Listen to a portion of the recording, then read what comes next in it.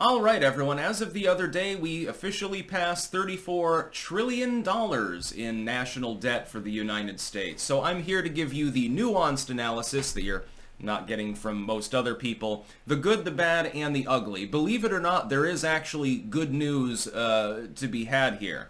Mostly not, unfortunately, but there's a silver lining, I guess, to this otherwise very, very dark cloud. The bad news, or rather the really ugly news, is we're never going to pay it off. And that's by design, however. It's not because it's impossible to, over time, pay it off. It's because of the Keynesian structure of the U.S. economy. And the idea is that deficit spending is okay in controlled amounts.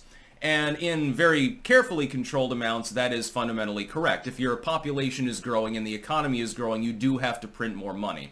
You can value it up or down a little bit. There's wiggle room there, and that's perfectly fine. It doesn't fuck with anything. The problem is that in the wake of lockdownerism, in the wake of Biden's freewheeling spending, recently you've overcooked the economy. You've pumped it full of trillions of dollars of funny money in a very short span of time, and that really becomes the problem. It's sort of like, imagine this. I use this example. Styx Hexenhammer Island has formed. Yeah, a small island out in the South Pacific has formed. I planted a flag on it, and now we're trying to grow an economy. I'm the only one there, so I'm awful lonely. I've got Wilson with me, maybe, like from Castaway. And our economy is coconuts. I have some coconut trees there, and my economy is 100 coconuts. Well, I can straight up trade those coconuts for other goods locally, but it's kind of difficult to extrapolate that to world trade. And I'm trying to become like the coconut republic because, I want to be a dictator or something like that. A benevolent one, preferably. And so I gather coconuts, and that's the economy. Well, I have to have a currency to represent the coconuts, otherwise it's difficult to trade them as actual raw goods in a manner that other countries will be willing to trade with. So I create coconut bucks, or Styx bucks, whatever you want to call them.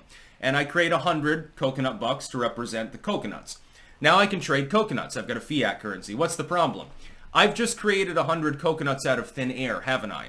So now the value of actually the real coconuts is 50% of what it was. This is reductionist. There is more nuance there, but just in basic principle. I now have on paper 200 coconuts. I have 100 actual coconuts and I have 100 imaginary coconuts. I've just devalued my coconuts and my currency at the same time. This is sort of how it works. Now imagine that I print 1,000 coconut bucks. Of course, I've devalued the coconuts further. Again, I'm watering down my currency in order to conduct trade. And you need enough of those bucks in order to conduct trade for, in the United States sense, an economy representing several hundred million people. And so it gets a little bit more murky than that. Of course, you have more than just coconuts in the United States, although Biden is quickly trying to change that and make us a monoculture, I suppose. He's trying to destroy every aspect of the economy, and he seems to be doing so very willingly. So be very, very careful. I would plant in an extra row in your garden this year, just in case. There was a tomato shortage last year in India. They were having a little bit of a problem this last summer. Anyway, so the good news, though, before we talk about how this is a dire situation, because it is. It's an overbearing debt. It's not going to get paid off by design. It represents, if I remember correctly, about $100,000 per U.S. citizen and about $250,000 per taxpayer. So that's a lot of money. It's devaluing things. The only good news is that most of it is domestically held. Most people are under the delusion that most of our debt is held by the Chinese. Oh my God, China's going to own us pretty soon. That ain't how it works. Most of the foreign debt is actually held by Japan. And that's partially because when Japan was going through its boom times yesteryear, it's still got some issues economically, although they're still a prosperous nation. Can't wait to see Tokyo someday, the only big city that's nice enough for me to want to visit mainly. And the fact is, they bought in. What that represents is investors and individuals buying, in some cases, literally just government bonds, because they're making a bet on the economy. So they're effectively, if I go out today and I buy, let's say, a $1,000 bond, I'm loaning the government $1,000. That adds to the national debt. Again, it's all funny money, it's all imaginary. I'm hoping to get a return on that bond. And most of that debt is domestically held. It's held by U.S. citizens and by corporations, etc., that are based in the United States. The lion's share of foreign debt is Japanese, not Chinese, although I believe that is beginning to change. So it does not represent an existential crisis. It doesn't represent the necessity of a collapse. It simply represents the overcooking of the economy, inflation, the inflation and devaluation of the currency. That's the bad news. The bad news is that what this represents is if you've got savings, if you've got anything other than tangible assets, which correlate with inflation, so you've got a yacht or something, so you're super rich, generally speaking, other than your home and perhaps your vehicle to an extent, you have no hedge against it. And it looks like the Fed is going to continue raising interest rates.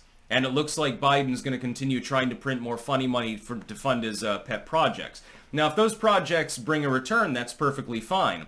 As the nation of China has learned, though, private investment is far better. I've talked about that statistic before with regards to the differential in the return on state-funded centralized projects versus those that are de facto privatized. And it's just, well, they're regulated by the government, but if you pay the local official a few won, they'll look the other way when you're abusing your workers or abusing the environment, or both in most cases. How do you think that Apple products are made?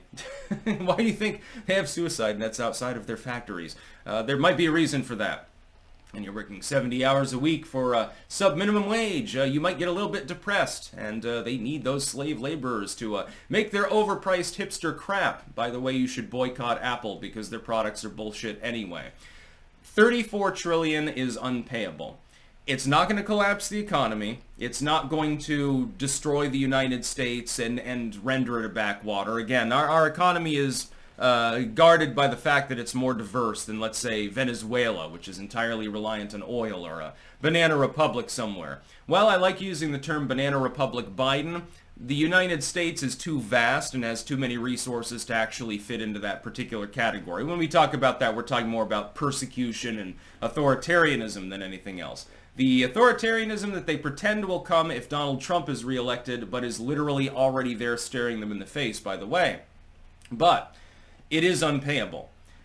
It is not possible in our lifetimes that the national debt will be paid off.